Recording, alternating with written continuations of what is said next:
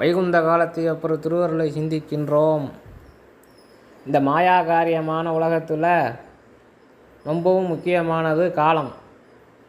அந்த காலத்தை பலவிதமாக நம்ம நூறுகளில் பிரிக்கப்பட்டு இருக்கிறது. அந்த காலத்தை பற்றி சொல்லக்கூடியது வேதங்களோட ஆரங்கத்தில் ஒன்றான ஜோதிட சாஸ்திரம். வேதத்தை பரமேஸ்வரன் தான் சொன்னார். அதுபோல் அந்த ஜோதிட சாஸ்திரம் அந்த வேதத்தோட ஆரங்கத்தில் ஒன்றான அந்த ஜோதிடத்தையும் ஈஸ்வரனே தான் சொன்னார்.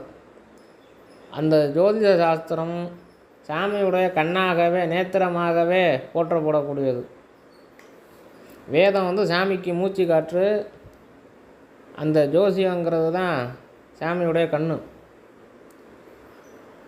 அதற்கு ஜோதிடம்னு ஏன் பேர் வந்ததுன்னா, ஜோதினா ஒளி.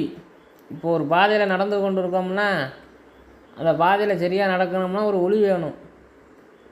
அந்த இருட்டாக இருந்தால் நமக்கு அந்த பாதை எப்படி போக வேண்டும்ங்கிற ஒளிக்கு ஆற்றுவதற்காக, அதுபோல் நாளைக்கு என்ன நடக்குதுங்கிறத தெரிஞ்சுக்கிறதுக்காக ஒரு ஒளியாக இருக்கக்கூடியது தான் அந்த ஜோதிடம்.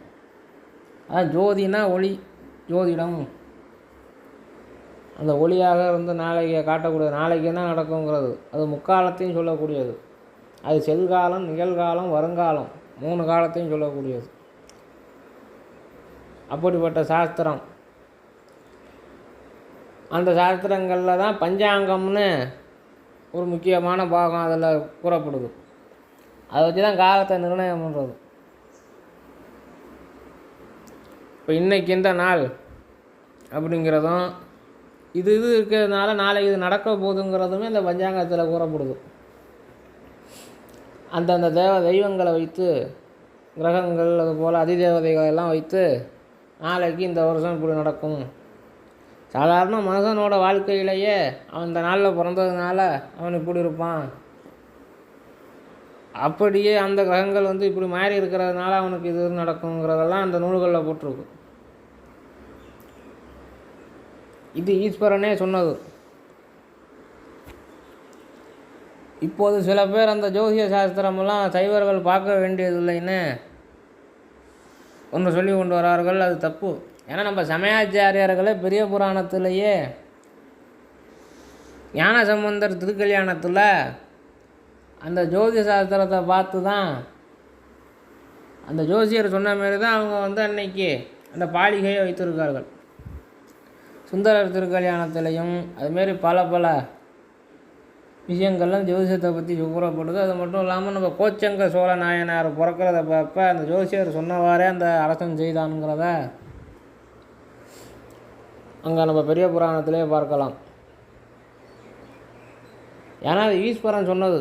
கிரகங்கள் நமக்கு கெட்டது செய்யாது, எல்லாம் ஈஸ்வரனுக்கு கட்டுப்பட்டது தான். இருந்தாலும் சாமி இப்படி ஒரு விதி இருக்கிறப்ப அந்த விதியை மாற்றக்கூடாது.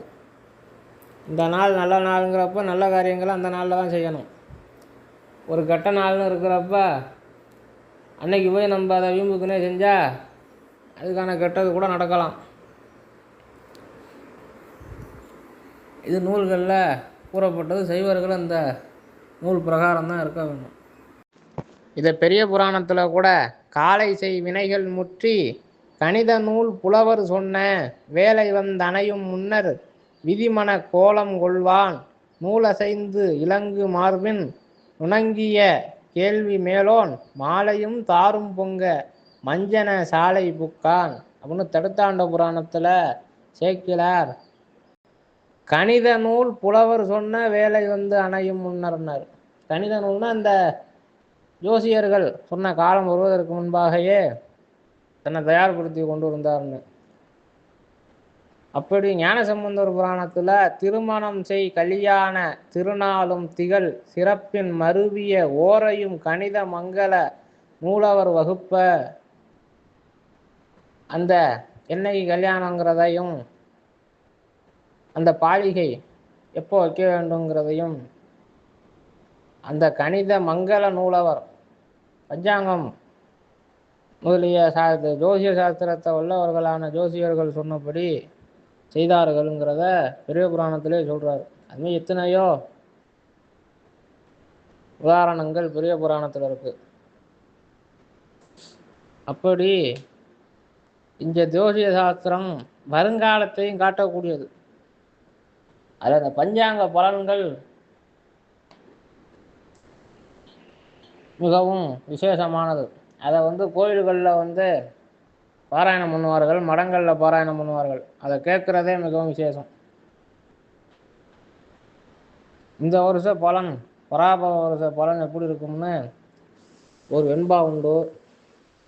மிக்க பராபவத்தின் மேதிநீர் பின்மலையாம் தக்க பசுக்கள் தலைக்குமே இக்கு பலிக்காது 4 வகை பல்லுயிர்க்கு மின்பம் கலிக்காதெனவே கருது. இந்த பராபவ வருஷத்தில் முன்னாடி மழை ரொம்ப குறைந்தவாறு இருக்கும். அதிகமாக மழை பெய்யாதுன்னா அடுத்த பகுதி நல்ல மழை பெய்யும்னோ பசுமாடு நல்லா இருக்கும்னோ எல்லா உயிர்களும் மக்கள்லாம் செழிப்பாக வாழ்வார்கள், நோய் இல்லாமல் வாழ்வார்கள்ங்கிறது போல இதற்கு பலன் கூறப்பட்டிருக்கிறது. அப்புறம் இந்த வருஷம் ஆன்மீகம் நல்லா தலைக்கும்னு அதில் பலன் கூறப்பட்டிருக்கிறது. அதுபோல் கெட்டதுகளும் நடக்குங்கிறதையும் இந்த பஞ்சாங்கத்தில் போட்டிருக்கும். நல்லதும் போட்டிருக்கும், அதுபோல் நமக்கு வரக்கூடிய தீமையையும் போட்டிருக்கும். அந்த தீமையை கண்டு அஞ்ச வேண்டியதில்லை. தீமை இப்படி நடந்தே ஆகும்லாம் எதுவும் கிடையாது. பரமேஸ்வரன் நினைத்தால் அது எல்லாமே மாறி போய்விடும். இந்த கிரகங்கள்லாம் சாமிக்கிட்ட ஒரு விளையாட்டு பொருள் மாரி. அந்த நவகிரகங்களை வச்சு சாமி அவர் ஒரு விளையாட்டு பொருள் போல வைத்து இந்த உயிர்களுக்கு அந்த வினைகளை கூட்டி கொண்டு இருக்கார். நம்ம செய்கிற பாவ புண்ணியத்துக்கு ஏற்ப அந்த கிரகங்களை வைத்து சாமி செய்து கொண்டு இருக்கார். அதனால் சாமியுடைய ஆணைக்கு இணங்க தான் இந்த சூரியன், சந்திரன் முதலாய எல்லா கிரகங்களும் எல்லாமே சாமியோட அருளால் தான் இயங்குது. அதனால் ஈஸ்வரனை கும்பிடணும். அதுக்கு சில பேர் கிரகங்களே கும்பிட்டுட்டு இருப்பாங்க, சாமியே கண்டுக்க மாட்டாங்க. அப்படி இருந்தால் அது ஒன்றும் அவங்களுக்கு சிரமம்தான் போடணும். சில இடங்களில் தீ விபத்து வரும்லாம், பல வராக புயல் வரும்னோ நிறைய மழை பெய்யும் அப்படிலாம் நிறைய பலன்கள் கூறப்பட்டு இருக்கிறது.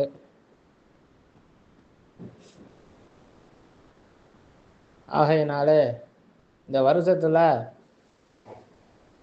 நம்ம நாவுக்கரசர் சொன்னது போல களவு படாததோர் காலம் அப்படின்னு திருவையாற்று தேவாலயத்தில் திருநாவுக்கரசர் கூறுவார். என்றைக்குமே காலத்தை களவு போக விடக்கூடாது. இந்த ஒரு நிமிஷம் மீண்டும் என்றைக்குமே கிடைக்காது. அதனால் சாமியை பூஜை பண்ணி, சிவ பூஜை தான் இருக்கிறதுலேயே மேலானது. எண்ணிலாகம் இயம்பி இறைவர் தான் விரும்பும் உண்மையாவது பூசனை என உரைத்தருள பெரிய புராணமே சொல்லுது. அனைவரும் சாமியை பூஜை பண்ணி, சாமியை தேவார திருவாசகங்களால் ஸ்தோத்திரம் பண்ணி அந்த பரமேஸ்வரனுடைய அனுகிரகத்திற்கு பாத்திரமாகுது.